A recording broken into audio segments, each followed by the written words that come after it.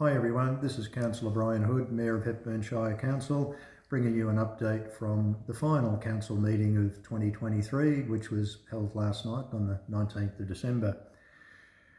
Quite a busy meeting, a lot to cover, as always is the case towards the end of the year.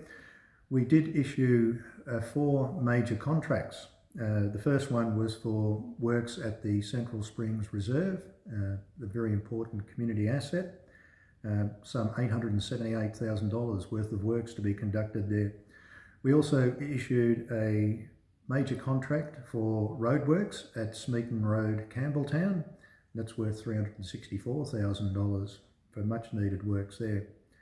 We awarded a new contract for bulk bins, which our waste disposal company uses at all the transfer stations. That's some $890,000. And the fourth really large contract was for the curbside collection and land waste disposal contract with Veolia, and that's $453,000. And that contract takes us through to 30 June next year, by which time we'll have launched the FOGO service, the Food and Organics Waste. So that contract enables us to introduce that new initiative. There were also 2 major changes to council policies, the first of which is covering leasing and licensing for our council assets, the buildings that so many of our wonderful community groups use. And the other was the land acquisition and disposal policy. Again, from a governance perspective, a terribly important contract, or policy I should say, which governs how council will dispose of any assets or acquire them, with some very strict governance rules there to help manage those assets. They're terribly valuable and we don't want the mistakes of the past being repeated. So that policy governs how we purchase or dispose of land and building assets. We also considered our community awards, which will be announced early in the new year. Terribly important awards, the Citizen of the Year, Young Citizen of the Year, and the Event of the Year.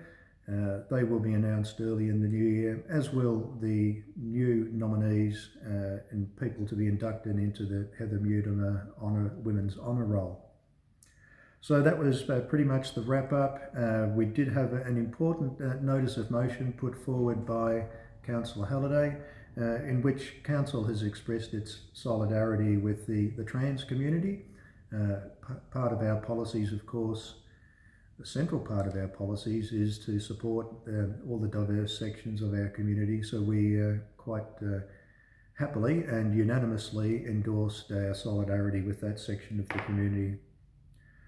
Just one final reminder, the counselling services provided by Central Highlands Rural Health are still available for those of you in the community who need some professional counselling advice in the aftermath of the terrible accident in Daylesford on the 5th of November.